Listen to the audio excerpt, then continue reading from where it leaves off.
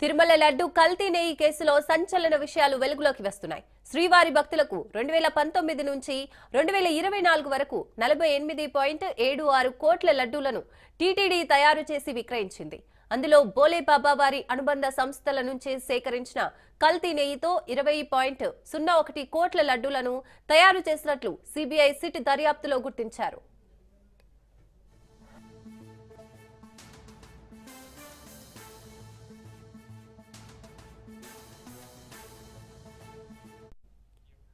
ప్రపంచవ్యాప్తంగా ప్రఖ్యాత ఆధ్యాత్మిక క్షేత్రం తిరుమలలో గత వైసీపీ ప్రభుత్వం ఆధ్వర్యంలో ఏర్పాటైన టీటీడీ ధర్మకర్తల మండలి నెయ్యిని సరఫరా చేసేందుకు ఉత్తరాఖండ్కు చెందిన బోలేబాబా డైరీ, తమిళనాడుకు చెందిన ఏఆర్ డైరీ, ఆంధ్రాకు చెందిన వైష్ణవి డైరీ, ఉత్తరప్రదేశ్కు చెందిన మాల్గంగా డైరీ కంపెనీలకు అనుమతించారు.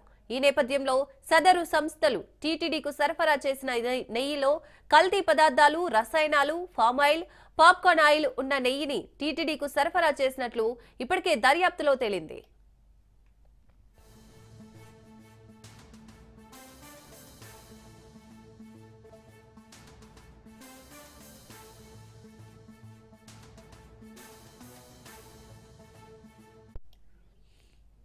ఈ సంస్థల నుంచి టీటీడీ 250 కోట్ల విలువైన 68 లక్షల కేజీల నెయ్యితో కల్తీ జరిగినట్లు సిట్ గుర్తించారు.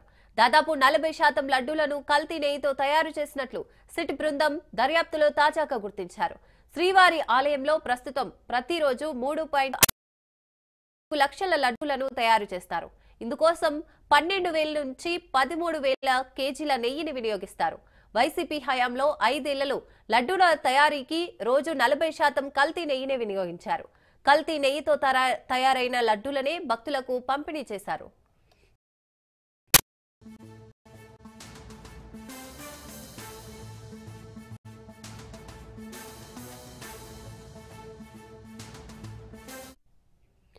తిరుమలలో గత వైసీపీ ప్రభుత్వం ఆధ్వర్యంలో ధర్మకర్తల మండలి అధికారులు కుమ్మక్కై భారీగా అవినీతికి పాల్పడ్డారు. శ్రీవారి క్షేత్రాన్ని ధనార్జన కేంద్రంగా మార్చుకుని భక్తులకు కల్తీ లడ్డూలను సరఫరా చేసిన హిందూ భక్తుల మనోభావాలను భారీగా దెబ్బతీశారు.